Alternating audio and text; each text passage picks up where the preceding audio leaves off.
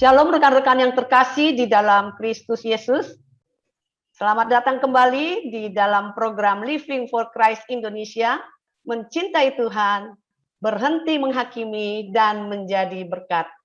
Dan program ini terdiri dari 3 segmen, yaitu segmen pertama, cerita kita, segmen kedua adalah topik kita, dan segmen ketiga, apa kata firman Tuhan buat kita. Kali ini sudah hadir bersama dengan kita di Zoom meeting ini Bapak Pendeta Jayven Jefta Pau. Shalom Bapak Pendeta Jayven. Shalom. Shalom Pak Pendeta. Apa kabar Pak Pendeta? Puji Tuhan baik. Saya bersama dengan keluarga baik. Haleluya. Pak Pendeta, boleh kami kenal lebih dekat dengan Bapak, bisa ceritakan mungkin dari gereja mana dan gereja daerah mana. Silakan Bapak Pendeta Jayven, silakan. Baik, saya Jayven Jefta Pao, hamba Tuhan di Bandung. Khususnya saya berada di organisasi Gereja Pantekosta di Indonesia, GPDI. Saya bernaung di dalam organisasi ini karena memang kitabnya di GPI dan praktek di 3 tempat di Ambon, Nusa Tenggara, di Kupang, dan Jakarta, Bandung. Jadi terakhir saya praktek di Bandung dan akhirnya saya selesai praktek, saya merintis pekerjaan di Bandung. Dan puji Tuhan sampai hari ini pelayanan berjalan dengan baik, walaupun dari dampak pandemi ini ibadah itu melalui Zoom, tetapi bersyukur karena Tuhan masih memelihara kami sekeluarga hamba Tuhan, khususnya pada waktu pandemi setahun yang kemarin itu luar biasa. Tuhan pelihara keluarga kami begitu baik, dan kami melihat bagaimana penyertaan Tuhan ketika kami melayani Tuhan, melayani pekerjaan Tuhan. Tuhan tidak pernah tinggalkan, Tuhan selalu mencukupkan apa yang kami perlukan dan kami butuhkan di dalam pelayanan. Haleluya. Luar biasa Pak Pendeta Jayven ya. Nyata sekali penyertaan Tuhan dalam hidup kita ya, hamba-hamba Tuhan ya Pak Jayven. Nah, sekarang kami mau mendengarkan nih di dalam pergumulan melayani Tuhan, bagaimana Tuhan memanggil Bapak pertama kali untuk melayani Tuhan. Mungkin Bapak bisa cerita sedikit kesaksian Pak Pendeta Jayven, dan mungkin juga bisa ceritakan kondisi gereja Bapak saat ini, latar belakangnya seperti apa, mungkin gambaran jemaatnya seperti apa. Silakan Pak Pendeta Jayven. Oke, baik. Saya berasal dari Kota Manado, khususnya di Tondano, dan kenalah saya melayani Tuhan, belajar melayani Tuhan, memang jatuh bangun ya karena melayani Tuhan, tapi bersyukur saya dipanggil Tuhan itu secara luar biasa. Saya mengikuti 1 KKR, disitulah saya menyerahkan hidup saya melayani pekerjaan Tuhan. Dan setelah itu saya sekolah di Ambon. Di Ambon itu luar biasa pengalaman saya sebagai yang dipanggil Tuhan melayani pekerjaan Tuhan, mengikuti pendidikan yang ada di mana ketika tahun kedua saya terjadi kerusuhan saran, tapi luar biasa pertolongan Tuhan, bagaimana pengalaman di tengah-tengah kerusuhan itu Tuhan menolong, Tuhan menyertai.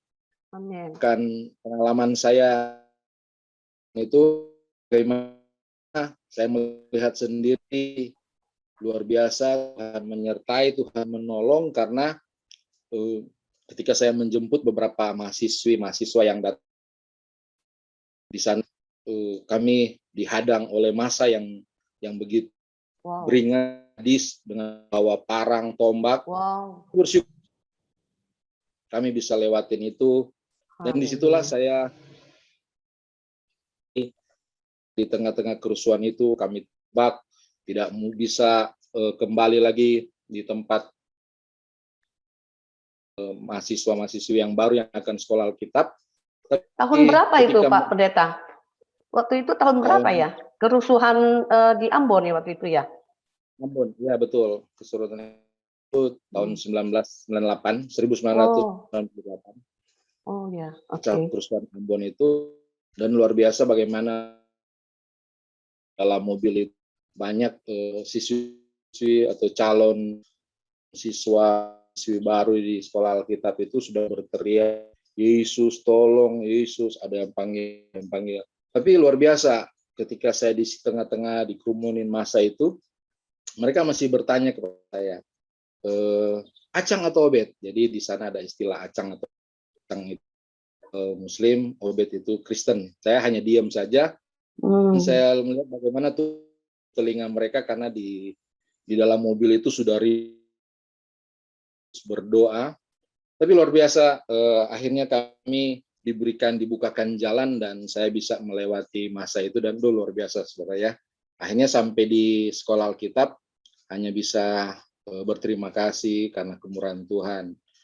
Hidup selangkah dengan maut, tetapi Tuhan masih berikan kesempatan untuk dapat melayani pekerjaan Tuhan. Nah dari situ setelah saya selesai kelas 2 di Ambon, saya ditempatkan di Kota Kupang. Di Kota Kupang itu saya melayani menjadi pengerja di sana. Di situ juga luar biasa didikan Tuhan, bagaimana saya harus melayani beberapa anak sekolah minggu itu saya harus berjalan kaki kurang lebih 1,5 jam baru sampai di tempat pelayanan. Dan sampai di sana juga saya harus mencari anak-anak, istilahnya memanggil mereka, dikasih mandi sama mereka. Dan luar biasa saya lakukan itu hampir 1,5 tahun. Dan akhirnya saya dapat kesempatan untuk praktek di kota Jakarta.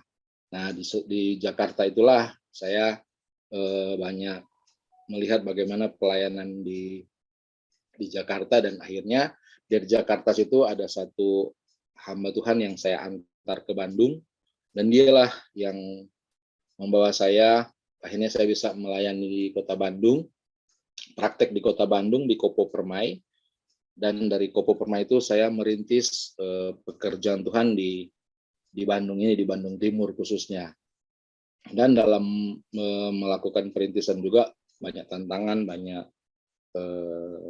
pergumulan, tapi bersyukur dari semenjak melayani Tuhan itu, Tuhan siapkan semuanya, Tuhan sediakan semuanya, dari mulai dana kontrak apa segala yang saya butuhkan, Tuhan siapkan begitu luar biasa. Sampai saat ini terus pelayanan yang ada di tempat saya, walaupun memang pelayanan yang saya rintis ini dimulai dengan anak sekolah minggu itu ada 5 jiwa, saudara ya, dari 5 akhirnya sampai 20, 25, dan semenjak mereka dewasa mereka sekolah, keluar tempat, ada yang ke Jakarta. Pelayanan sekarang di tempat saya itu, saya membangun satu pelayanan yang secara organisasi saya membangun jemaat. Mereka melayani pekerjaan Tuhan itu bukan karena mereka memiliki banyak secara materi, mereka punya tetap mengajak mereka, memanggil mereka melayani Tuhan itu supaya ada jiwa di kompleks ini untuk dapat dimenangkan buat dari mereka yang tidak tahu memimpin pujian, dan luar biasa Tuhan sertai, Tuhan pimpin, Tuhan berikan kesempatan melatih mereka, dan akhirnya mereka semua bisa melayani pekerjaan, mereka bisa membantu pelayanan pekerjaan Tuhan di tempat sini. Dan sampai hari ini Tuhan masih menyertai dan menolong pelayanan tempat ini, walaupun dilakukan Puji Tuhan, Pak Pendeta Jayvon ya. Luar biasa, Pak Pendeta. Ya, dan memang puji Tuhan, memang pelayanan saya di sini untuk tempat-tempat ibadah kami dari rumah. Nah, pergumulan saya itu supaya adanya satu tempat khusus untuk kami dapat beribadah supaya bisa beribadah. Karena kalau memang dilakukan dari rumah ke rumah ya. Sekarang masih sewa, Pak Pendeta? Iya. Tempatnya, gereja yang dipakai ini? Kalau rumah yang dipakai ini memang berkat Tuhan, ini dikasih berkat sama Papa untuk bisa dapatkan rumah tempat ibadah ini. Memang enggak semenjak itu, tapi kan saya itu tempat ya, ruko atau lahan untuk kami bangun supaya lebih bebas dapat beribadat kepada Tuhan. Oh, puji Tuhan. Wah, luar biasa dengar ceritanya Pak Pendeta Jayvon ya. Nah, saya mau tanya nih Pak, sudah berapa lama Pak melayani di Bandung ini Pak? Dan jemaatnya kira-kira ada berapa Pak di sana? Saya itu tahun 2005 Januari ya, bulan Januari, dan saya merintis pekerjaan Tuhan itu tahun 2007. Cukup lama ya? Ya, 2007 saya masuk di dalam perintah. Dan sampai hari ini ada kurang lebih 29 jiwa yang saya layani di tempat sini. Oh, puji Tuhan. Justru mulai yang kecil ya Pak Pendeta ya, saya dengar cerita Bapak bahwa anak-anak yang nggak bisa melayani, berarti Pak Pendeta Jayvon ini mencetak kader-kader pelayan-pelayan Tuhan Pak, puji Tuhan, haleluya. Gimana Pak kondisi ekonomi jemaatnya di sana, apakah memang bisa mencukupi kebutuhan untuk pelayanan lewat persembahan jemaat, dan bagaimana kehidupan sehari-hari jemaatnya Pak? Mungkin bisa diceritakan sedikit Pak Pendeta. Pendeta. Puji Tuhan untuk jiwa-jiwa yang kami layani, mereka memang semua bekerja, Tuhan berkati dalam pekerjaan mereka, dan persembahan yang sebenarnya kalau mau dibilang cukup, enggak, tapi ya puji Tuhan, Tuhan cukupkan. Selalu dicukupkan. Selalu dicukupkan oleh Tuhan. Amin. Haleluya. Puji Tuhan. Nah Pak, saya mau tanya nih, visi misi apa yang Tuhan taruhkan di hati Bapak untuk melayani Tuhan di tempat sekarang ini Pak? Walaupun dengan jemaat yang masih kecil ya Pak ya, Pak Jayvon? Ya, visi saya untuk membangun bersama dengan jemaat agar supaya kami dapat melayani sehingga menjadi berkat di kompleks ini. Walaupun kami tahu di Jawa Barat itu memang dikatakan Jawa berat, tetapi bersyukur Jawa Barat itu bisa menjadi Jawa berkat. Haleluya, amin. Organisme jiwa-jiwa yang di sini supaya mereka mau melayani, menjadi berkat tempat ini. Dan dari yang saya lakukan kerjakan itu ada banyak kendala, tetapi bersyukur Tuhan mampukan memberikan kekuatan kita dalam belajar melayani bersama jemaat-jemaat yang Tuhan percayakan untuk kami layani di sini. Memang pelayanan bangun di sini suatu organisasi, karena saya membangun satu oikumene, jadi organisme jemaat jiwa-jiwa itu supaya mereka semua sama-sama berkumpul dapat melayani pekerjaan. Memang saya ada di satu wadah organisasi Gereja Pantekosta Indonesia, tapi yang saya bangun di kompleks ini adalah jiwa-jiwa secara oikumene supaya semua bergabung, semua dapat melayani. Interdenominasi, ya betul, amin. Jadi seluruh interdenominasi daripada kekristenan itu tetap direkrut ya Pak, puji Tuhan. Ya. Nah tentunya pasti punya pengalaman yang paling mengesankan nih Pak.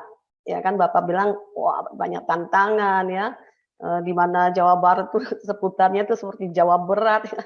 pasti punya pelayanan, Bapak punya pengalaman pelayanan yang paling mengesankan nih bersama dengan Tuhan. Mungkin boleh sedikit kesaksian nih Pak Pendeta Jeven. Iya, memang dari awal itu saya mengenai pekerjaan Tuhan tempat ini, waktu saya masuk di kompleks ini, enggak ada yang satupun saya kenal ya. Jadi saya hanya keliling-keliling komplek sambil memuji Tuhan, naik kendaraan motor, menyanyi memuji Tuhan, keliling-keliling. Satu waktu saya dihentikan oleh akhirnya menjadi jemaat yang kami layani di tempat ini. Dikatakan, Pak, kok saya lihat Bapak kok muter-muter setiap pagi, sore. Saya bilang, iya, saya hamba Tuhan. Oh iya, dia langsung diajak mampir ke rumahnya. Dari situlah pelayanan terbuka. Dari rumah dia kami membuka satu pelayanan ibadah sekolah minggu yang dinamai Jumat Ceria. Dari situ akhirnya pelayanan bisa berjalan dengan baik. Jadi dari anaknya, anak tetangganya yang Kristen dari dua orang pertama jadi 3, jadi 4, jadi 5, jadi ketambahan satu begitu. Seperti itulah Puji Tuhan. pengalaman di Yang tempat paling sini. mengesankan ya, wow, luar biasa ya Pak. Tuhan mengirimkan jiwa-jiwa domba-domba untuk Bapak boleh gembalakan ya Pak Pendeta. Nah Pak Pendeta, ada nggak pergumulan atau kerinduan yang paling dalam nih dalam pelayanan Bapak yang belum terlaksana Pak Pendeta? Ya, pergumulan saya untuk saat ini adanya satu tempat ibadah. Karena keterbatasan beribadah dan saya rasa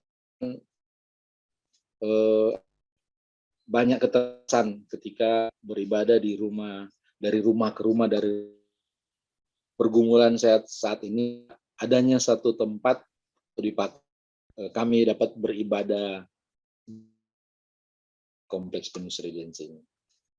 Yes, Mungkin amin. itu pergumulan saya. Puji Tuhan. Kita percaya bahwa Tuhan akan mendengarkan doa Pak Pendeta Jeven dan memenuhi harapan-harapan ke depan, kerinduan Pak Pendeta ya Pak. Bapak nggak pernah sendiri di dalam mengemban tugas dan panggilan Tuhan Yesus. Sesuai janji Tuhan, penyertaannya pasti sempurna untuk setiap orang yang mau melakukan amanat Tuhan Yesus. Amin, Pak Pendeta. Terima kasih nih Pak Pendeta sudah hadir di program Living for Christ untuk berbagi cerita kepada kami. Dan kami percaya bahwa Tuhan akan memberkati pelayanan Pak Pendeta Jeven dan juga memberkati keluarga dan pelayanan Bapak. Terima kasih Pak sudah hadir bersama dengan kami. Tuhan Yesus memberkati Pak Pendeta. Saudara, kita telah mendengarkan cerita dari Bapak Pendeta Jeven dan firman Tuhan mengatakan bahwa kita harus bertolong-tolong dalam menanggung beban sesama hamba Tuhan atau anak Tuhan. Demikian kita memenuhi hukum Kristus. Jadi, saudara, kami percaya bahwa Tuhan sudah memberikan kita kesempatan untuk boleh menjadi berkat. Dan ada rekening bank dari hambanya Bapak Pendeta Jeven yang tertera di bawah ini. Jika saudara tergerak, silakan saudara bisa mentransfer persembahan kasih saudara untuk mendukung visi misi daripada kerinduan pelayanan hambanya ini. Biarlah berkat kasih karunia melimpah buat kita semua dan nama Tuhan Yesus boleh dimuliakan. Terima kasih.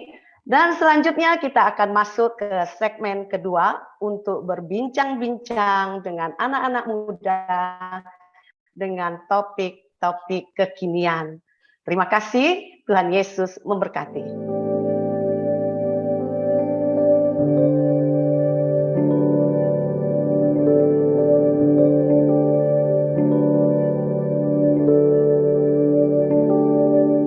Rekan-rekan terkasih dalam Kristus Yesus, kembali dengan saya Lydia Esther dalam program Living for Christ Indonesia. Mencintai Tuhan, berhenti menghakimi, dan menjadi berkat. Rekan-rekan terkasih, kita tadi sudah menyaksikan segmen yang pertama, dan bagi rekan-rekan yang rindu untuk mensupport pelayanan beliau, bisa mengirimkan persembahan kasih saudara ke nomor rekening yang tertera di bawah ini. Puji Tuhan. Baik, kita akan masuk pada segmen yang kedua, yaitu topik kita. Telah bergabung bersama dengan kita anak muda, Fijerman Zega. Ya, Kak Fijer. Halo, shalom, Kak Fijer. Ya, salam. Shalom, Tuhan. Apa kabarnya? Puji Tuhan, baik selalu di dalam naungan Luar Tuhan. Amin, haleluya. Saya juga sapa Kak Sri Juniardi. Halo, saya sapa Kak Sri aja ya. Shalom Kak Sri. Shalom, Puji Tuhan. Apa kabarnya hari ini? puji Tuhan, baik. Luar biasa. Puji Tuhan. Terima kasih sudah bergabung dengan kita dalam program Living for Christ Indonesia, dan kita akan berbincang-bincang. Dan untuk lebih kita mengenal lagi, nanti Fijer dan Sri akan memperkenalkan dirinya ya, supaya kita lebih mengenal lagi, memperkenalkan namanya, dan menceritakan secara singkat kesibukannya, kesehariannya. Saya persilakan Kak Fijer duluan nih. Ya, baik. Puji Tuhan. Baik, terima kasih kesempatan yang diberikan kepada kami. Puji nama Tuhan, kita bisa bersama berkumpul berkumpul walaupun dalam bentuk Zoom. Tapi hal itu tidak mengundang kita untuk membatasi kita untuk selalu melayani dan mengenal satu sama yang lain. Sebelum baik, langsung saja perkenalkan, nama saya Fijerman Zega. Asal saya dari Sumatera, Nias, Sumatera Utara.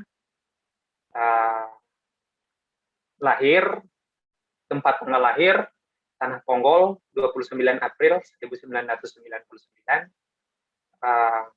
Pada saat ini saya sedang mengikuti pendidikan sekolah penerbangan atau di Yayasan Tadika Puri Jakarta. Terima kasih Kak Fijer, Tuhan Yesus memberkati. Saya persilakan Kak Sri Juniardi untuk memperkenalkan nama dan kesibukannya sehari-hari. Silakan. Shalom, haleluya. Nama saya Sri Junarti. Saya dari Toraja, tinggal di Jakarta Selatan. Kesibukan saya sehari-hari, ya, belajar. Baik, terima kasih Kak Sri.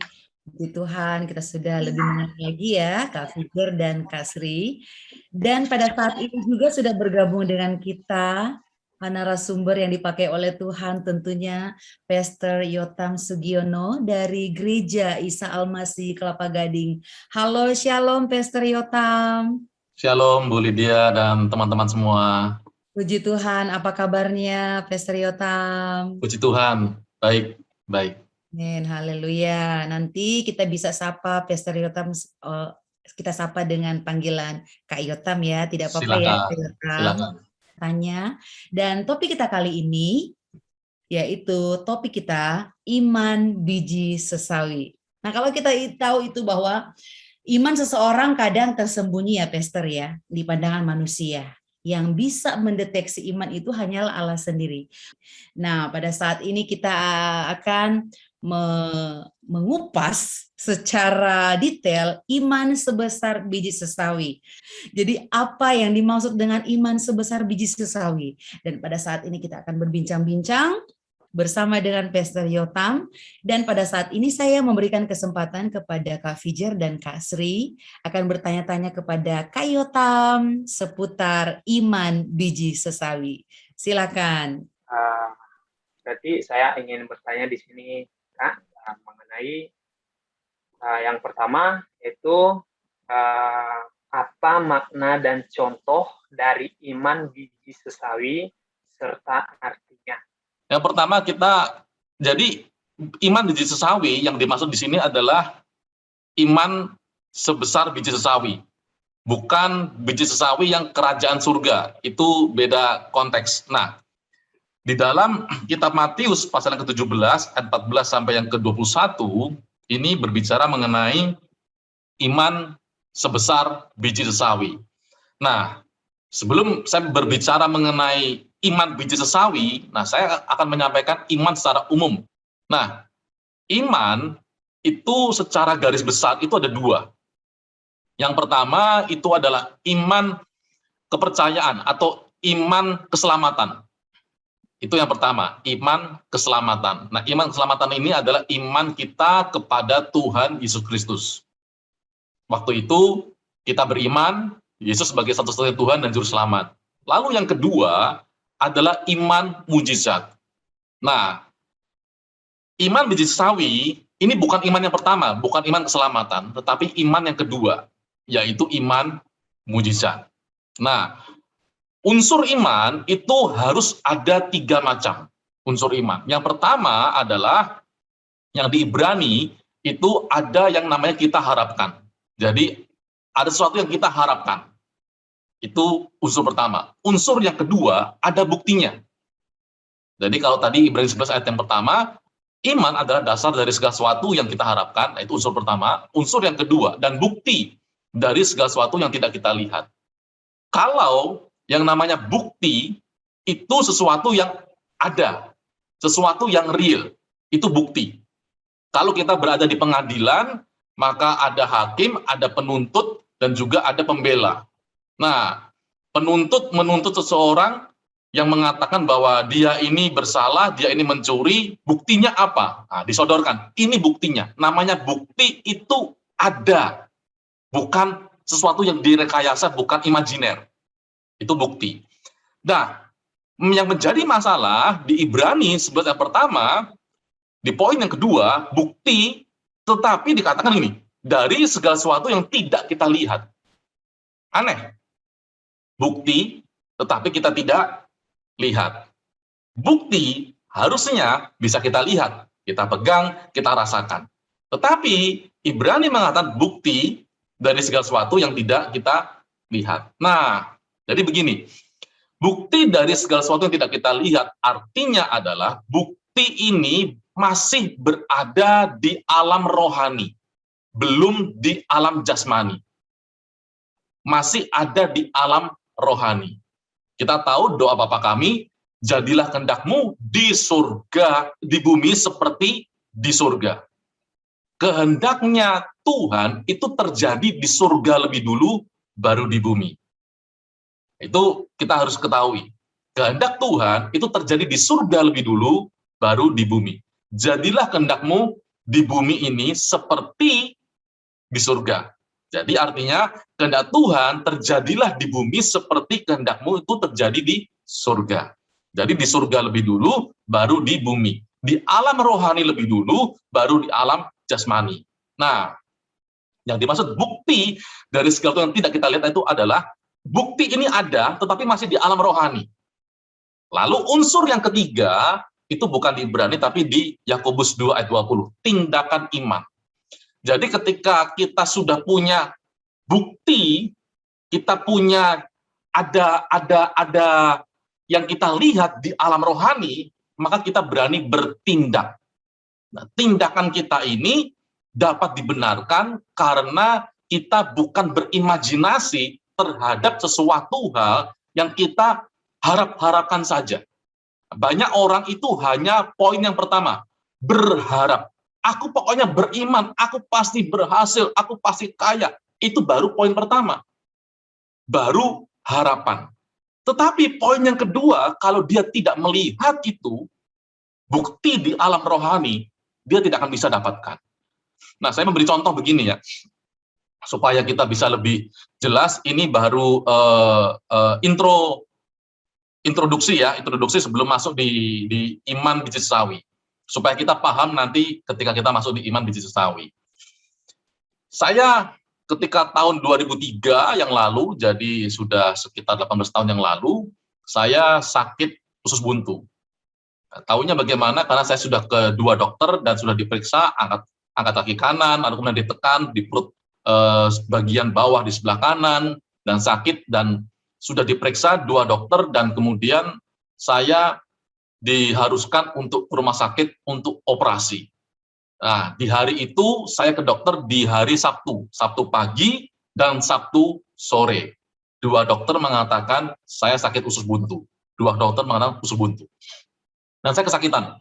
Dan kemudian oke, setelah sore itu saya ke dokter, saya pulang ke rumah, siap-siap baju, lalu kemudian saya telepon rumah sakit menyiapkan kamar. Lalu kemudian saya telepon pendeta saya. Pendeta saya, singkat cerita, datanglah dia. Dia datang, lalu kemudian dia mendoakan saya. Nah, ketika dia berdoa, sakitnya saya berkurang. Hanya tinggal 25%. Tetapi yang menjadi masalah, ketika pendeta saya pulang, sakitnya bertambah menjadi 125%. Lebih sakit dari sebelumnya. Lalu kemudian mama saya tanya begini, bagaimana? Jadi ke rumah sakit atau tidak? Nah, saya ini bukan orang yang pokoknya beriman begitu. Saya bukan orang yang model seperti itu. Saya orang yang nalar saya tetap jalan. Tetapi saya pada waktu ditanya, saya berkata begini, Mah, tidak jadi ke rumah sakit. Saya bukan ngawur, saya bukan bondo nekat. Kenapa? Karena saya sudah diberi bukti oleh Tuhan. Bukti di alam rohani. Bahwa saya pasti sembuh. Buktinya apa?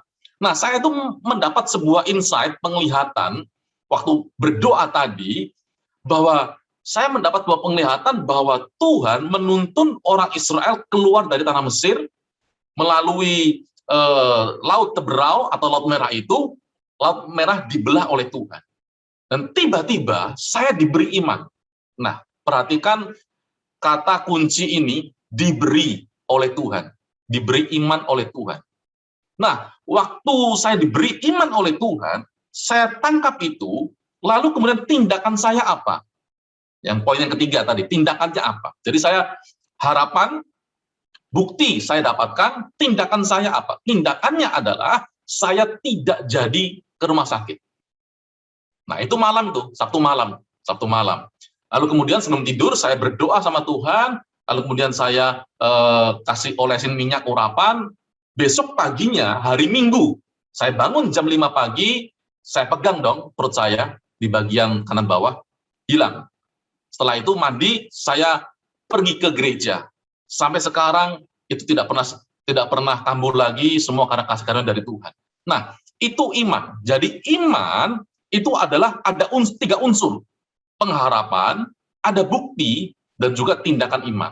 Nah, ini iman mukjizat ya. Maka tadi kan di awal saya katakan ada 2. Iman itu secara garis besar, iman keselamatan, dan juga iman mukjizat. Nah, yang kita bicarakan pada topik kali ini adalah iman mukjizat. Nah, iman mukjizat itu ada 3 unsurnya. Pengharapan, bukti, dan juga tindakan. Nah, lalu kita masuk nih sekarang mengenai iman biji sesawi. Nah, izinkan saya untuk share screen dari PowerPoint saya, supaya kita semua bisa tahu mengenai iman biji sesawi. Ini, jadi biji sesawi, kita tahu biji sesawi itu ada beberapa jenis. Yang ini adalah biji sesawi jenis Brassica juncea. Lalu kemudian ini biji sesawi putih jenis Synapsis hirta. Nah, teman-teman, kalau pergi ke Israel, yang dijual dan juga oleh-oleh itu yang jenis ini biasanya. Jenis Synapsis hirta atau biji sesawi putih. Nah, kejadian yang di Tuhan Yesus itu, Matius 17, bukan yang ini dan juga bukan yang ini. Bukan kedua ini. Nah, tetapi yang ini, jenis Brassica nigra. Nah, ini adalah bunganya. Jadi dia kecil bunganya. Sebesar apa, sekecil apa. Nah, ini. Kalau di sebelah kiri, itu tadi jenis yang putih. Jenis sesawi putih. Nah, yang dimaksud Tuhan Yesus itu ada di sebelah kanannya. Sebelah kanannya. Nah, itu ada penggaris, itu besarnya, itu sebesar garis hitam itu. Kalau ini saya perbesar, saya zoom, sehingga kelihatan jelas. Tetapi kalau itu tidak saya zoom, ya teman-teman tidak melihat apa-apa, karena itu seperti titik aja begitu. Jadi seperti serbuk. Nah, itu perbandingannya dengan biji sesawi putih yang kalau teman-teman berkesempatan ke Israel, maka ada oleh-oleh dijual yang putih. Jadi dia cukup kecil, tetapi bukan itu yang dimaksudkan, tetapi yang di sebelah kanannya. Nah, iman biji sesawi itu dikatakan demikian, dan sekalipun aku memiliki iman yang sempurna untuk memindahkan gunung. Jadi perhatikan di Matius pasal 17 ya. Matius 17 itu di ayatnya yang ke-20 dikatakan demikian. Yesus berkata kepada mereka, karena kamu kurang percaya atau kurang iman. Sebab aku berkata kepadamu, sesungguhnya sekiranya kamu mempunyai iman sebesar biji sesawi saja, kamu dapat berkata kepada gunung ini, pindah dari tempat ini ke sana. Maka gunung ini akan pindah dan takkan ada yang mustahil bagimu. Jadi iman biji sesawi itu adalah iman yang bisa memindahkan gunung. Jadi kita perhatikan ya, iman biji sesawi adalah iman yang bisa memindahkan gunung. Nah, sekarang kita melihat di 1 Korintus pasalnya yang ke-15. 1 Korintus pasal 15 dikatakan demikian. Nah, ini 1 Korintus pasal yang ke-15 di ayatnya yang kedua di kalimat yang ini. Dan sekalipun aku memiliki iman yang sempurna untuk memindahkan gunung. Nah, sekarang kita dapat dua persamaan. Persamaan pertama di kitab Matius, bahwa iman biji sawi itu adalah iman yang bisa memindahkan gunung. 1 Korintus pasal 13 ayat kedua, bahwa iman yang sempurna itu bisa memindahkan gunung. Nah, sama-sama ada gunungnya nih. Di Matius ada gunung, di 1 Korintus 13 ayat kedua ada gunung. Nah, ternyata kita mendapat persamaan. Berarti kalau begitu, iman biji sesawi berarti iman yang sempurna. Karena iman ini memindahkan gunung. Nah, pertanyaannya begini. Bagaimana ceritanya? Iman biji sesawi kecil, sekecil itu, kok bisa dikatakan iman yang sempurna? Kan aneh. Iman sekecil itu, jadi dia itu seperti serbuk ya, seperti serbuk dia, sangat kecil sekali. Jadi kalau teman-teman ada ballpoint atau pensil yang runcing, cuma dikasih titik di kertas, tik, nah seperti itu dia besarnya. Kenapa iman sebesar biji sesawi dikatakan iman yang sempurna? Karena bisa memindahkan gunung. Nah, suatu hari saya tuh bertanya-tanya kepada Tuhan. Tuhan, kok aneh ya? Iman sebesar biji sawi bisa memindahkan gunung. Lalu kemudian saya berandai-andai nih. Kalau iman itu sebesar biji salak, berarti bisa memindahkan planet nih. Tapi dan planet, apalagi kalau sebesar biji duren. Saya bisa pindah bintang-bintang nih. Saya berpikir seperti itu. Tiba-tiba Tuhan itu berkata begini, kamu salah kalau kamu membandingkan biji sesawi dengan biji yang lain. Lalu bagaimana Tuhan? Lalu Tuhan berkata begini, bandingkan biji sesawi dengan dirimu. Saya kaget. Nah, kagetnya begini. Jadi begini. Nah, jadi berteologia itu kita itu harus menambah wawasan. Kita ini diciptakan dari debu. Debu yang diambil dari tanah. Dalam benak kita sejak sekolah minggu, itu gumpalan-gumpalan tanah yang dibuat oleh Tuhan menjadi bentuk manusia, jadi besar. Bukan. Yang benar adalah kita dibuat dari debu yang diambil dari tanah. Debu yang dimaksud itu adalah debu tunggal. Satu, tunggal. Bukan sekumpulan debu. Bukan sekumpulan tanah. Debu tunggal. Gramatikal Ibraninya tunggal. Jadi, kalau kita membandingkan debu tunggal itu dengan biji sesawi yang tadi kecil, satu debu itu tidak bisa kita lihat. Tetapi satu biji sesawi yang tadi jenis nigra itu, kita bisa lihat itu.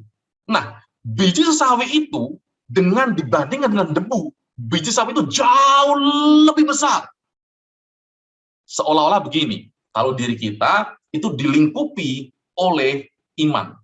Jadi melebihi dari diri kita. Kita terbungkus seolah-olah oleh iman. Nah, waktu Tuhan berkata begitu, bandingkan biji sawi dengan dirimu sebenarnya. Saya terkejut. Saya baru mendapat jawabannya. Bahwa ternyata karena itulah iman biji sawi, iman yang sempurna. Iman yang sempurna, sempurna. Kenapa dikatakan sempurna? Karena itu melebihi diri kita. Melebihi diri kita. Jadi seperti kita ini lebih dari diri kita. Nah, itulah iman yang sempurna. Nah, itu namanya iman biji sesawi. Nah, kira-kira begitu, Fijer, untuk penjelasan dan makna arti dari iman biji sesawi. Jadi satu pertanyaan, itunya panjang ya, Fijer. Ya, terima kasih.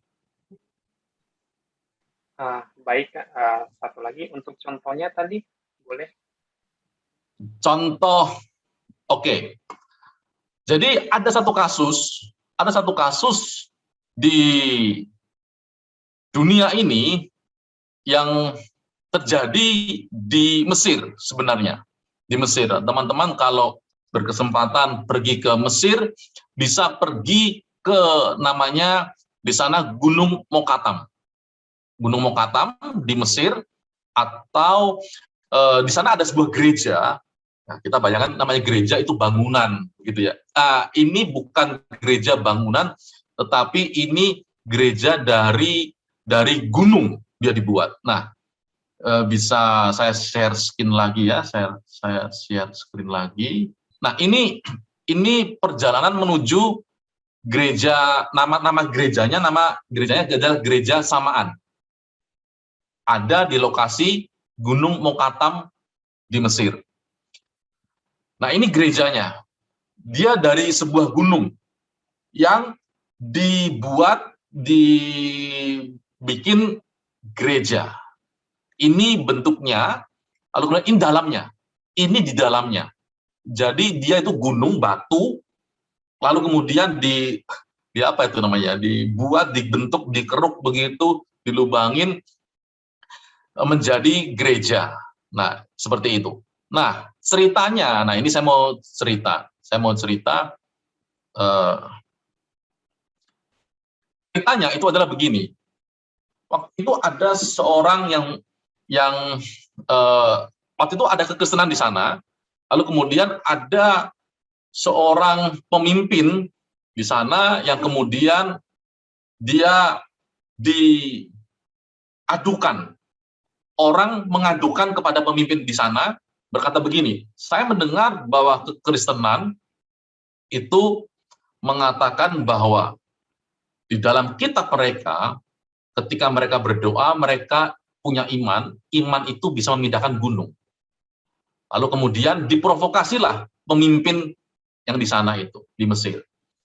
Nah, lalu kemudian setelah diprovokasi, kemudian pemimpin ini kemudian mengultimatum orang Kristen di sana, di Mesir, diultimatum lah untuk memindahkan gunung itu, Gunung Mokatam itu, untuk dipindahkan. Wah, orang Kristen bingung nih, karena belum pernah terjadi. Lalu mereka berdoa. Setelah mereka berdoa, lalu kemudian mereka diberi sebuah petunjuk untuk mencari seorang yang bernama Simon, penyamak kulit. Nah, Simon penyamak kulit ini, dia ini orang yang sangat religius, saking religiusnya ketika matanya dia ini berbuat salah, kemudian dia tusuk matanya. Jadi dia benar-benar ingin hidup kudus, ingin hidup suci.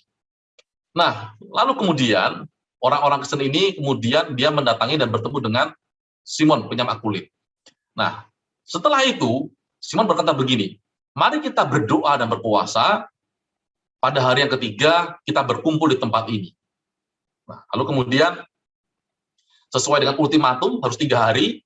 Nah, kemudian lewat 3 hari ini, setelah mereka berdoa, berpuasa, menangis, meminta tolong sama Tuhan, pokoknya sungguh-sungguh, mungkin seperti pertobatan Niniwe begitu ya, karena kalau tidak orang Kristen ini akan dihabisin semua oleh pemimpin di daerah itu.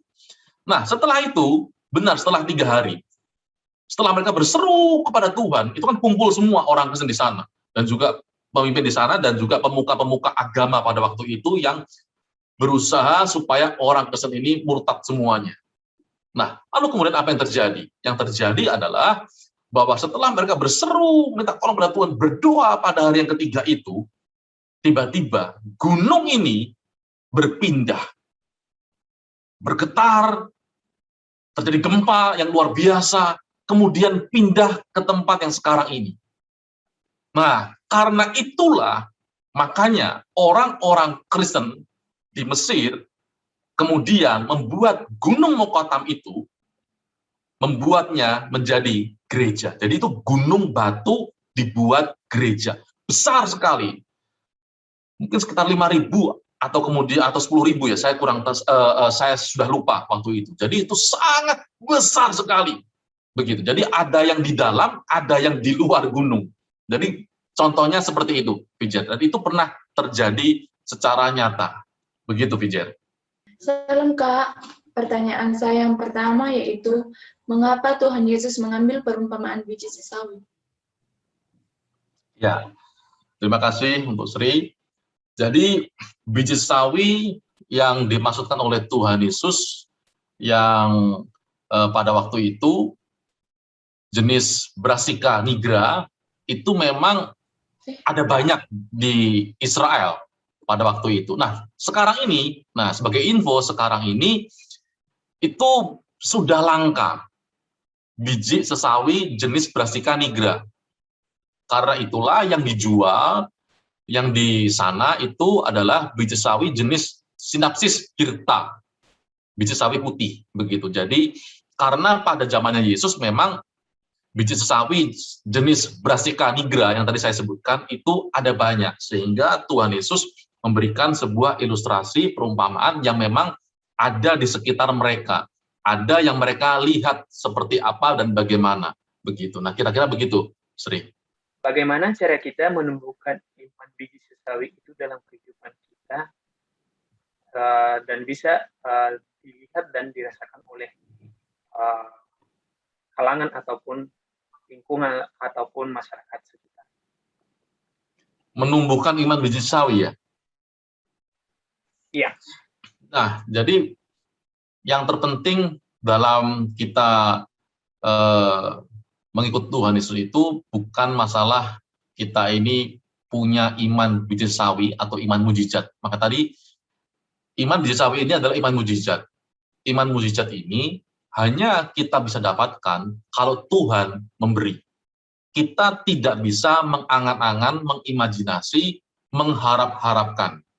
Hanya sekedar berharap, pokoknya aku pokoknya beriman, pasti aku bekerja di sini, pasti aku akan jadi ini. Atau aku pasti tahun depan aku pasti punya ini. Nah, itu sebenarnya masih di poin yang pertama tadi, itu masih pengharapan, belum buktinya.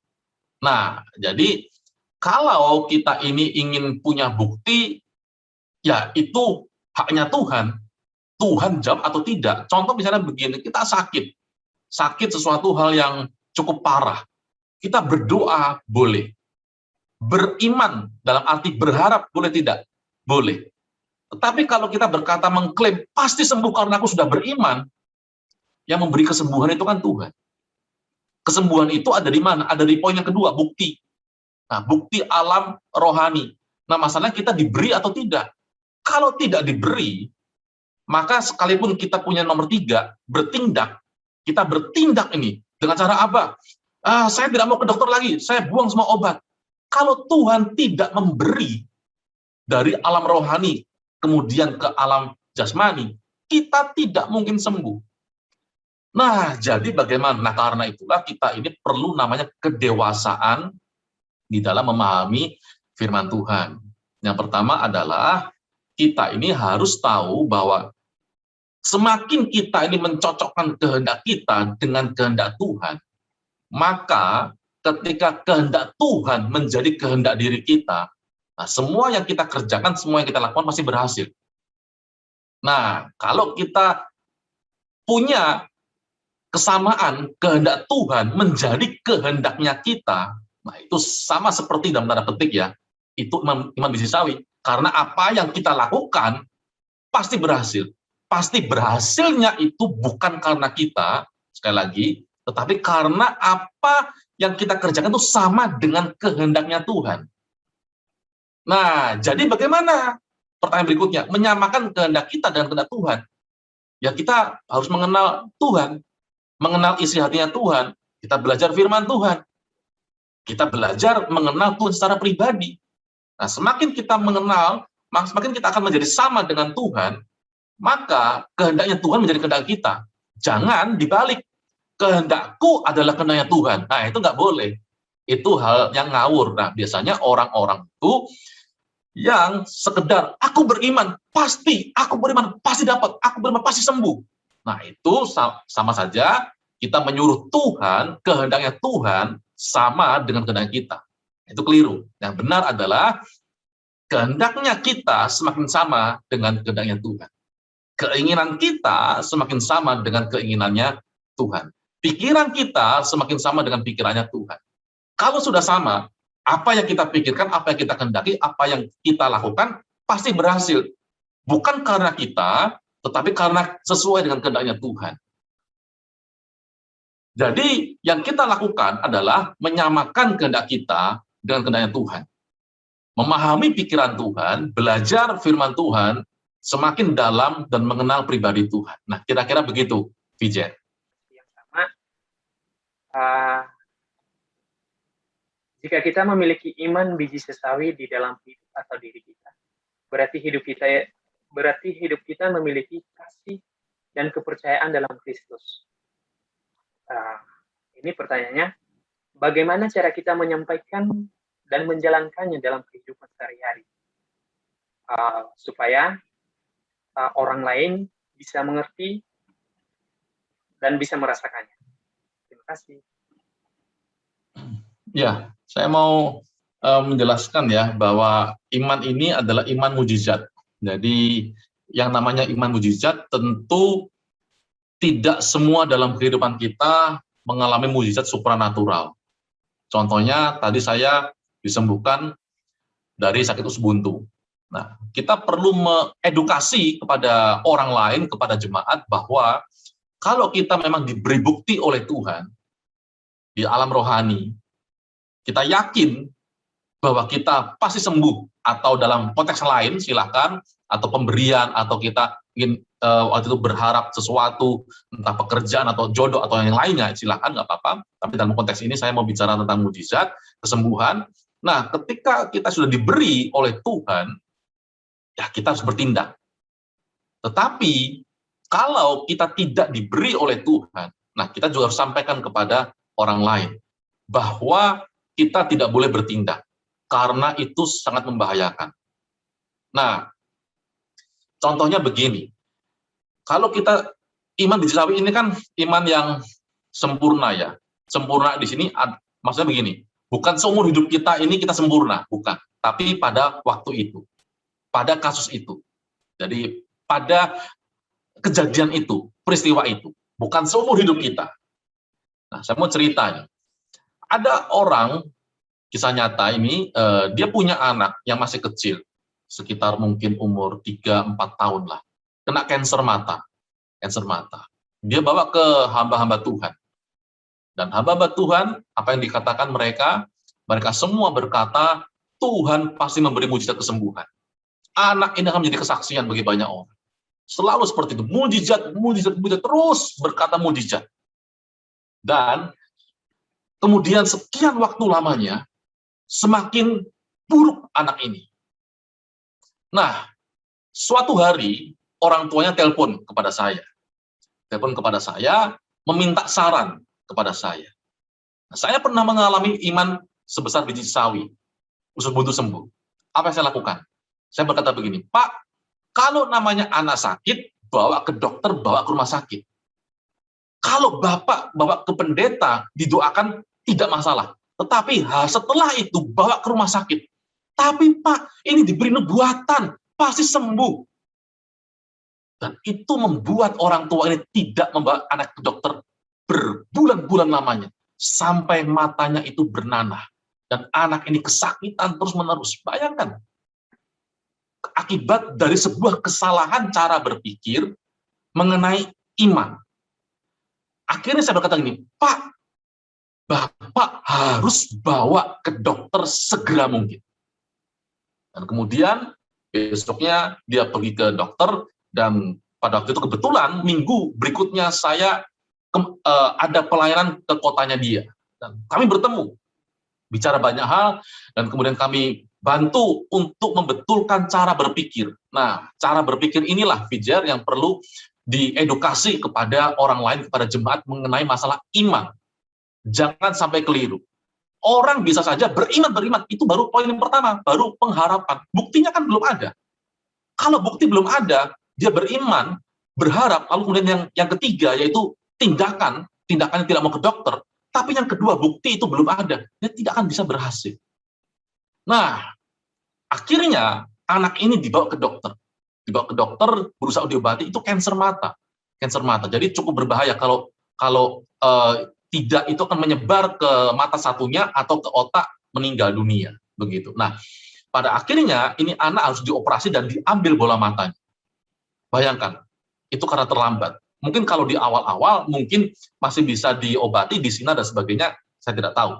Tetapi kita bisa belajar bahwa 3 poin dari iman itu pasti ada. Pengharapan, lalu kemudian ada bukti, lalu kemudian tindakan. Kita berharap, aku beriman, boleh saja, nggak masalah. Aku bertindak nih, boleh saja. Tapi yang kedua ini, Tuhan memberi atau tidak. Kalau Tuhan tidak memberi, ya tidak mungkin terjadi. Kita tidak mungkin mengadakan mujizat kalau Tuhan tidak memberinya. Kita siapa? Karena kita meminta kepada Tuhan, bukan kepada setan. Nah, setan pun juga bisa memberi mujizat. Tetapi itu lain persoalan. Kita tidak bicara yang itu ya. Kita bicara kepada Tuhan, tentang Tuhan. Jadi kalau Tuhan tidak memberi, ya tidak bisa. Nah, itulah yang perlu diedukasi kepada jemaat, bahwa kalau kita ini hanya sekedar beriman,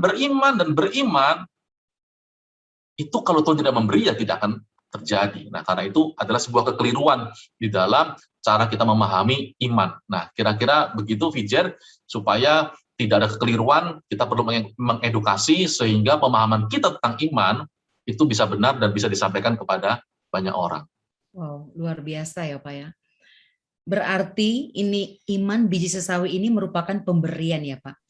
Betul sekali. Betul. Jadi ketika kita mempunyai pengharapan, kita punya bukti, dan kita mempunyai tindakan, maka Tuhan akan memberikan iman biji sesawi, ya Pak ya. Jadi sangat beda ya dengan yang kalau misalnya saya beriman, itu masih pengharapan. Betul Tetapi sekali. yang Tuhan mau kasih kepada kita, Tuhan mau beri adalah iman biji sesawi. Karena kita percaya bahwa iman ini, iman yang selalu bertumbuh, berbuah ya, tetap kokoh dan mampu memberikan kesejukan kepada orang lain tentunya ya. Iya, Tuhan luar biasa. Mungkin ada pertanyaan lagi, Kak Sri, silakan. Ya, pertanyaan saya, bagaimana memahami bahwa iman itu ada dalam diri kita, dan apakah benar jika kita memiliki iman sebesar biji sesawi, maka tidak ada yang tidak mungkin? Ya, kalau kita memang diberi iman oleh Tuhan, kita pasti akan tahu. Jadi kita entah kita tiba-tiba punya keyakinan sangat kuat yang kita harus jujur. Itu munculnya bukan dari diri kita. Tiba-tiba muncul nih. Tiba-tiba muncul. Nah, itu dari Tuhan. Berbeda kalau misalnya kita berusaha membangun kepercayaan. Kita berbentukan, pasti aku bisa lah. Pasti aku bisa sembuh lah. Pasti aku bisa lah. Nah, itu berbeda. Jadi kita perlu bisa membedakan, dan itu harus jujur. Begitu, harus jujur di hati kita, apakah kita ini beriman, berharap, atau memang Tuhan memberi iman. Kalau hanya kita berharap, itu kita seperti membangun imajinasi kita. Nah, orang Kristen biasanya seringkali itu cari yang gampang. Aku sukses dengan cara apa? Beriman. Padahal untuk sukses itu bekerja. Orang dunia tidak perlu Tuhan bisa sukses. Tetapi orang Kristen inginnya lebih mudah. Pokoknya beriman tanpa kerja keras. Nah, ini nggak bisa. Jadi jangan dicampur adukan segala sesuatunya begitu. Jadi yang benar seperti apa? Kalau kita beriman, berimannya ini apa? Ingin sukses. Nah, kalau ingin sukses itu sebenarnya jangan bawa-bawa iman. Kita kerja atau tidak. Kalau kita bekerja, apa yang kita kerjakan, kita doakan, kita minta supaya Tuhan memberkati. Bukan begini. Kita bangun imannya, tapi kita tidak bekerja. Pokoknya kita beriman. Nah, ini keliru, karena saya sering kali banyak mendengar yang menyampaikan firman Tuhan seperti itu seolah-olah membangun iman. Nah, membangun kepercayaan diri itu baik, tetapi kalau itu hanya ada dalam taraf imajinasi, tanpa kita ini bekerja sebagai anak Tuhan, tanpa kita memenuhi syarat-syarat yang benar, itu akan keliru iman kita. Nah, karena itulah, makanya kita harus tahu nih, bahwa kita sebagai anak-anak Tuhan, kita harus punya iman yang benar. Nah, makanya ini beda nih, iman kepercayaan dengan iman mujizat. Iman keselamatan dengan iman mujizat. Nah, ini berbeda. Nah, kalau iman mujizat, ini pemberian. Nah, jadi ini jangan dicampur adukan dengan masalah kita bekerja, dengan masalah kita sukses dan sebagainya macamnya, karena ini pemberian dari Tuhan. Nah, masalah kita ini sukses atau tidak, kita ini lulus atau tidak dalam sekolah, dalam pendidikan, kita ini dapat jodoh atau tidak, berdoa boleh, beriman kita minta mujizat boleh, tapi kalau Tuhan tidak beri, jangan kita marah kepada Tuhan. Karena bisa saja apa yang kita doakan, apa yang kita harapkan, dalam tanda kutip, imani, tidak terjadi. Nah, saya itu kan sembuh dari usus buntu, tetapi saya kan punya sakit yang lain. Sakit yang lain yang beberapa tahun yang lalu, ada batu ginjal di ginjal saya sudah berdoa sama Tuhan, meminta kepada Tuhan, Tuhan tidak beri bukti. Akhirnya apa yang saya lakukan? Saya pergi ke dokter, ke rumah sakit, untuk kemudian diambil tindakan medis. Jadi, kita harus tahu, kita harus sadar diri. Kalau Tuhan tidak beri, ya jangan ngotot. Nah, ini yang perlu kita ketahui. Nah, kira-kira begitu, Sri. Oke, baik. Saya akan bertanya di sini, Kak, mengenai contoh. Sekali lagi contoh. Contoh yang dapat kita, contoh dari iman biji sesawi yang dapat bisa dilihat dalam kehidupan sehari-hari itu seperti apa? Contoh iman biji sawi yang bisa dilihat dalam kehidupan sehari-hari. Ya, contohnya adalah kalau Fijer bergumul, berdoa, dari dalam pergumulan dan doanya Fijer itu, tiba-tiba Tuhan memberi, lalu kemudian Fijer, ini iman nih. Seperti orang berkata, aku dapat rema nih, begitulah. Ini aku dapat nih. Lalu kemudian Fijer berani mengambil sebuah tindakan. Nah, itu iman biji sawi. Contoh, ini contoh ya, misalnya. Waktu Fijer rindu, ingin menjadi berkat, ingin menginjili seseorang. Fijer berdoa nih. Waktu bangun pagi, tiba-tiba ada keberanian yang luar biasa di hatinya Fijer. Nah, keberanian ini Tuhan beri, bukan dibangun angan-angannya, imannya, bukan. Nah, kalau sudah seperti itu, Fijer datangi orang itu, injili, pasti Tuhan akan bekerja. Bisa seperti itu contohnya. Atau misalnya begini, Fijer ingin jadi berkat, berdoa sama Tuhan, Tuhan aku ingin jadi berkat, kira-kira seperti apa ya? Tiba-tiba Tuhan memberi, imannya modal seperti apa? Nah, kamu keluarkan uang dari dompetmu, sekian banyaknya, berikan kepada orang itu. Wah, ini nggak pernah terbayangkan nih. Tiba-tiba muncul di kepala dan di hati. Itu dari Tuhan. Nah, lalu kerjakan itu, kerjakan. Maka akan lihat bagaimana orang itu ternyata ketika mendapat berkat dari Fijer, ternyata orang itu punya pergumulan nih, keuangan. Dia berkata, terima kasih Tuhan, memakai engkau, terima kasih. Nah, itu seperti itulah dalam tindakan kehidupan sehari-hari. Nah, yang perlu diketahui, iman biji sawi itu bukan iman seumur hidup. Seumur hidup, begitu sekali kita punya iman duniawi, maka seumur hidup kita ini, iman kita sempurna dari awal hidup sampai akhir hidup kita. Bukan. Ini case by case. Sama seperti yang di Matius itu mengenai mengusir roh jahat. Begitu. Nah, murid-murid Yesus yang dimaksud di situ, yang tidak bisa mengusir itu bukan para rasul, tetapi ring kedua, bukan ring pertama. Ring pertama itu para rasul. Karena para rasul di pasal sebelumnya itu sudah diberi kuasa untuk mengusir roh jahat, untuk menyembuhkan orang sakit, dan seterusnya. Nah, ini yang dimaksud adalah ring kedua. Jadi murid-murid yang di luar dari para rasul. Nah, mereka ini ketika diajari mengenai iman duniawi, mereka ini baru mengerti, oh ternyata seperti itu. Nah, karena itulah kita perlu belajar bahwa iman duniawi ini bukan iman yang sempurna seumur hidup kita, tetapi case by case. Begitu. Nah, kira-kira begitu, Vijen. Kalau Tuhan beri, lakukan. Pasti nanti kalau sudah dikerjakan, akan ada kesaksian-kesaksian bagaimana Tuhan itu membuat apa yang kita kerjakan itu dibuat Tuhan berhasil secara ajaib. Nah, itu adalah iman duniawi. Begitu, Vijen. Berhubung dengan iman, saya mau bertanya, hasil dari iman dan musuh dari iman itu seperti apa? Hasil dari iman. Dan musuh dari iman itu seperti apa? Ya, ini pertanyaannya luar biasa ya. Hasil dari iman itu terjadi. Jadi ada buktinya terjadi.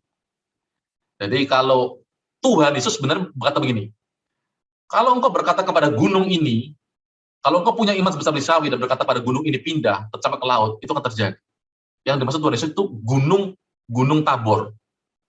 Bukan gunung imajinasi, bukan gunung masalah. Tetapi itu gunung nyata, gunung real, gunung ini. Bukan imajinasi, bukan gunung masalah. Nah, hasilnya tentu itu Tuhan tidak melakukan itu ya, waktu itu tidak melakukan itu. Hasilnya adalah ketika kita beriman, ya itu terjadi, Sri, begitu. Terjadi. Nah, musuh dari iman itu apa? Musuh dari iman itu adalah kekeliruan cara kita memahami iman itu sendiri. Ketika kita keliru cara memahami iman, maka iman itu menjadi bumerang bagi kita sendiri. Yang tadi saya sampaikan, ketika kita keliru cara memahami iman, bahwa iman itu kepercayaan, pengharapan, kita berharap, dan iman itu dijadikan satu, sama. Nah, ini keliru. Aku berharap, lalu kita berkata begini, aku beriman, pasti sakitku sembuh. Itu keliru. Nah, jadi musuh dari iman adalah cara kita memahami yang keliru dari konsep iman itu sendiri. Nah, kira-kira begitu, Sri. Terima kasih. Terima kasih, Kak. Ya, baik, di sini saya akan bertanya lagi, Kak, arti dari iman. Apakah ada istilah iman yang aktif dan yang tidak aktif? Apakah ada istilahnya iman yang aktif dengan tidak yang aktif?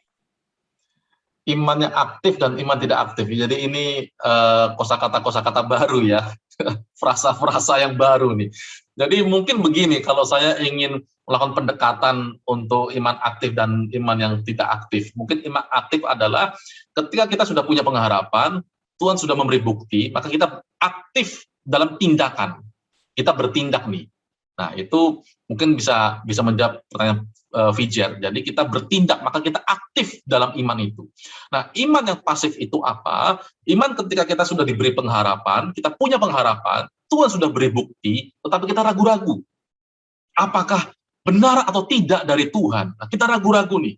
Nah, ragu-ragu itu imannya belum aktif. Nah, belum aktif ini bisa gugur nih. Bisa gugur kalau kita tidak melakukannya. Atau tidak aktif sementara waktu. Setelah itu kemudian kita aktif. Artinya, kita percaya nih, kita coba saja. Kalau Tuhan sudah beri, pasti akan berhasil. Nah, lalu kita kerjakan, dan tiba-tiba Tuhan buat kita berhasil. Nah, saya beri contoh, begini ya. Saya beri contoh nih. Nah, saya teringat, berapa tahun yang lalu, waktu saya masih kuliah umum, sekuler, begitu. Nah, setelah lulus, saya pamitan. Waktu itu saya di Jakarta. Saya pamitan kepada saudara-saudara saya, jadi kepada tante-tante saya. Saya datangi rumah mereka satu persatu. Saya sudah selesai kuliah, saya akan kembali ke kota Kudus untuk pulang begitu. Nah, lalu kemudian tante saya itu memberi berkat, memberi uang lah begitu, memberi berkat. Waktu saya terima, nah harapan saya apa dari uang itu? Harapan saya akan pakai untuk melamar pekerjaan. Zaman dulu tidak ada email, harus tulis surat lamaran, kirim via pos. Itu butuh banyak dan butuh perangko dan sebagainya, jadi butuh biaya. Nah, saya berharap uang ini untuk lamaran itu. Waktu saya terima uang itu, tiba-tiba muncul di hati saya, itu bukan buat kamu. Oh, saya langsung usir dong pikiran itu, tidak mungkin, ini buat saya, orang diberi buat saya kok, bukan buat saya. Nah, itu saya buang. Lalu kemudian saya pergi nih ke saudara saya yang lain, orang yang berbeda. Ngobrol-ngobrol, pulang, diberi uang, berkat. Nah, saya sudah lupa tuh yang tadi, sudah lupa. Waktu diberi berkat, muncul lagi kata-kata itu. Itu uang bukan buat kamu. Nah, waktu dua suara ini muncul di dua tempat yang berbeda, dua peristiwa yang berbeda, saya bertanya-tanya, kok ini uang bukan buat saya? Kan diberi buat saya. Enggak Tuhan, ini pasti buat saya. Nah, kemudian uang itu saya simpan nih, saya kembali ke kos saya simpan. Nah, saya punya pengharapan saya ternyata tidak sesuai dengan kehendaknya Tuhan. Tuhan menghendaki berkat yang saya terima untuk orang lain. Saya berharap uang ini untuk saya, untuk kebutuhan saya. Tindakan saya apa? Nah, tindakan saya apa? Saya simpan uang itu 1 hari, 2 hari, 3 hari. Hari ketiga saya tidak kuat karena begitu gelisah hati saya. Gelisah sekali, dibuat Tuhan gelisah. Nah, ini iman yang tidak aktif nih. Jadi 3 hari tidak aktif nih, karena saya meragukan. Saya ragu-ragu itu dari Tuhan atau tidak. Saya ragu-ragu dan saya berusaha meragu-ragukannya. Karena saya berharap itu untuk saya, bukan untuk orang lain begitu. Tetapi ternyata saya tidak kuat di hati saya. Lalu kemudian saya berdoa begini, oke Tuhan, kalau begitu, kalau ini bukan buat saya, kasih tunjuk, kasih tahu dong, ini untuk siapa? Kan tidak mungkin saya kasih ke gereja. Saya harus tahu ini untuk siapa. Nah, tiba-tiba muncul 3 nama. 1, 2, dan 3. 3 orang. 2 laki, 1 perempuan. Saya masukkan amplop. Semuanya. Yang pertama, kemudian besoknya saya kasih ke orangnya berkata begini. Terima kasih ya, tadi malam saya sudah berdoa kepada Tuhan. Uang saya hari ini tinggal Rp2.000. Saya tidak tahu harus makan apa hari ini. Yang kedua, laki-laki juga saya kasih.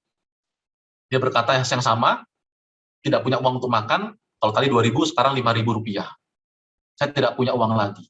Terima kasih. Yang ketiga, perempuan, dia tidak menjawab apapun, tapi dia berterima kasih untuk berkat itu. Nah, saya diberi iman untuk bisa menabur. Diberi iman untuk menabur. Tetapi saya tidak lakukan selama 3 hari. Nah, itu mungkin belum aktif, Pinjam. Jadi iman saya belum mengaktifkan begitu. Jadi ketika kita sudah diberi oleh Tuhan, diberi sesuatu oleh Tuhan dan kita tidak mengaktifkannya, nah itu namanya tidak melakukannya, tidak bertindak. Nah itu mungkin yang Fijar tanyakan, ini berarti belum aktif. Nah ketika sudah diaktifkan berarti ada sebuah tindakan. Nah kira-kira begitu Fijar. Ya silakan, ada lagi yang lain mungkin. Pertanyaan selanjutnya, apakah ada jenis masalah yang tidak dapat diatasi oleh iman? Apakah ada masalah yang tidak bisa diatasi oleh iman? Iya. Kalau pertanyaannya apakah ada masalah yang tidak dapat diatasi oleh Allah, itu ada jawabannya, itu pasti tidak ada. Tapi kalau oleh iman, jadi kita jangan mencampur adukkan antara kita punya masalah, lalu kemudian kita pokoknya beriman. Nah, ketika kita punya masalah, kita harus selesaikan. Tuhan itu memberi tidak hanya sekedar iman yang tadi iman mujizat, tetapi juga akal sehat. Akal sehat itu juga dari Tuhan. Akal sehat, logika, pikiran itu juga dari Tuhan. Hikmat itu juga dari Tuhan. Nah, apakah ada masalah yang tidak bisa diselesaikan? Kalau kita sebagai anak-anak Tuhan, kita berharap kepada Tuhan, kita menggantungkan hidup kepada Tuhan, saya yakin semua masalah bisa teratasi dengan baik. Manusia itu masalah paling berat yang dihadapi manusia, anak-anak Tuhan ya, itu kan kita menghadapi namanya kematian. Nah, kalau kita sudah mati, kan kita ketemu Tuhan. Jadi seberat-beratnya ada ukurannya. Begitu. Nah, kalau firman Tuhan katakan di kitab Korintus, bahwa dikatakan bahwa pencobaan-pencobaan yang kita alami adalah pencobaan-pencobaan biasa. Kita akan diberikan jalan keluar oleh Tuhan. Jadi, kita harus tahu bahwa kalau kita punya Allah, kita punya Tuhan, kita menaruh hidup kita kepada Tuhan, maka kita tidak hanya mengadakan iman, tetapi iman dalam arti yang maksud saya tadi katakan adalah pokoknya beriman, berharap saja, nah itu keliru. Tetapi kita harus cari jalan keluar, minta hikmat kepada Tuhan, apa yang harus kita kerjakan, apa yang harus kita lakukan. Jangan hanya berpangku tangan, menunggu iman itu datang, menunggu mujizat itu datang. Tetapi kita juga diberi hikmat oleh Tuhan untuk mengerjakan sesuatu. Ketika Rasul Paulus yang berkata bahwa persoalan yang kita hadapi manusia itu persoalan yang biasa, bukan berarti bahwa Rasul Paulus itu tidak menghadapi ujian. Ketika Rasul Paulus menghadapi namanya ujian, terkatung-katung di tengah laut, dilempari batu, disesah orang Yahudi dan sebagainya. Rasul Paulus tidak hanya menumpang tangan dan berharap tiba-tiba ada mujizat Tuhan yang dari terkatung-katung tiba-tiba muncul di darat. Itu tidak ada seperti itu. Semua berjalan seperti alamiah, normal, seperti biasa. Tetapi dia kerjakan dengan penuh ketekunan, dia kerjakan dengan penuh kepercayaan bahwa Tuhan tetap menyertai dirinya, bahwa dia membutuhkan hikmat apa yang harus kita kerjakan, apa yang harus kita lakukan. Nah, jadi Sri, kalau kita ini hanya satu-satunya harapan kita pokoknya beriman, kita punya masalah besar. Jadi apa yang harus kita lakukan? Kita harus minta hikmat dari Tuhan, kita berpikir, kita mengerjakan, ada tindakan. Kalau kita hanya berkata, aku tunggu mujizat dari Tuhan, nah kita punya masalah itu. Nah, kira-kira begitu, Sri. Puji Tuhan, haleluya. Kalau boleh saya tarik kesimpulan bahwa iman biji sesawi adalah iman mujizat, ya Pastor ya. Betul. Iman yang diberikan oleh Tuhan. Tapi tentunya harus ada 3 yang harus kita lakukan, yaitu pengharapan, apa tadi Pak yang kedua? Bukti rohani, dan yang ketiga yaitu tindakan. Ya, karena memang firman Tuhan mengatakan bahwa iman tanpa perbuatan adalah mati. Betul. Jadi iman itu harus disertai dengan tindakan. Dan tentunya iman biji sesawi ini iman yang sempurna. Dan Tuhan mau iman ini adalah iman yang berdampak bagi orang lain. Karena kalau kita baca di dalam Matius 13 ayat 32, memang biji ini yang paling kecil dari antara segala jenis benih, tetapi apabila sudah tumbuh, sesawi itu lebih besar daripada sayuran yang lain, bahkan menjadi pohon sehingga burung-burung di udara datang bersarang pada cabang-cabangnya. Dalam arti bahwa kita mempunyai iman biji sesawi, iman mujizat yang diberikan oleh Tuhan, itu bisa berdampak bagi orang lain. Puji Tuhan, terima kasih Pastor Yotam, luar biasa pemaparan hari ini. Dan kita sebagai anak-anak Tuhan, kita lebih mengerti bahwa kita minta kepada Tuhan agar supaya kita diberikan oleh Tuhan iman biji sesawi. Haleluya, puji Tuhan. Kami mengucapkan terima kasih kepada Pastor Yotam yang sudah memaparkan firman Tuhan yang begitu luar biasa, yang bisa membangun iman kita semua. Dan saya juga mengucapkan terima kasih kepada Sri Junardi dan Fijer yang sudah mengembangkan pertanyaan-pertanyaan, dan kita sudah mendengarkan pemaparan yang begitu luar biasa. Haleluya, agar supaya kita tetap beriman di dalam Tuhan, siap tempur di dalam Tuhan. Haleluya. Puji Tuhan. Baik rekan-rekan Living for Christ Indonesia, kita akan mengakhiri segmen topik kita kali ini dan kita akan masuk pada segmen ketiga, segmen Apa Kata Firman Tuhan buat kita bersama Pastor Jimmy Lizardo. Maju terus di dalam Tuhan, Tuhan Yesus memberkati.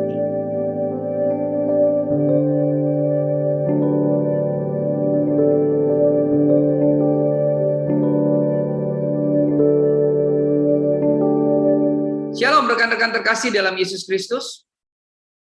Menarik sekali tadi pembicaraan tentang iman biji sesawi. Sangat lengkap, sangat komprehensif dari Pastor Yotam. Terima kasih Pastor Yotam. Dan juga rekan Sri Juniarti dan juga Pijerman. Terima kasih buat diskusi yang sangat-sangat menarik. Dari pembahasan yang sudah disampaikan oleh teman-teman dan juga Pastor Yotam Subiono, kiranya saya mau memperlengkapi apa kata firman Tuhan hari ini. Mari kita buka di dalam Matius 17 ayat 20. Matius 17 ayat 20. Sebab aku berkata kepadamu sesungguhnya, sekiranya kamu mempunyai iman sebesar biji sesawi saja, kamu dapat berkata kepada gunung ini, pindah dari tempat ini ke sana. Maka gunung ini akan pindah dan takkan ada yang mustahil bagimu. Tuhan menghendaki setiap orang percaya memiliki iman yang teguh. Ditegaskan bahwa setidaknya kita memiliki iman sebesar biji sesawi saja. Memang biji sesawi itu sangat kecil, bahkan bisa dikatakan sebagai biji yang paling kecil dari segala jenis benih. Tapi jika ditanam dan bila sudah tumbuh, sesawi itu akan lebih besar daripada sayuran lain. Malahan akan tumbuh menjadi pohon yang besar melebihi pohon-pohon lain, sehingga burung-burung dapat berlindung atau bersarang di cabang-cabangnya. Kita bisa baca nanti di Matius 13 ayat 32. Demikian pula halnya dengan iman, saudara-saudaraku, rekan-rekan terkasih dalam Yesus Kristus. Iman kita tidak boleh statis, tapi juga harus dinamis, ya, dan bertumbuh. Karena itu firman Tuhan katakan dalam 2 Petrus 1 ayat 5 sampai 7, kamu harus dengan sungguh-sungguh berusaha, ya, untuk menambahkan kepada imanmu kebajikan, dan kebajikan pengetahuan, dan kepada pengetahuan penguasaan diri, kepada penguasaan diri ketekunan, dan kepada ketekunan kesalehan, dan kepada kesalehan kasih akan saudara-saudara, dan kepada kasih akan saudara akan kasih akan semua orang.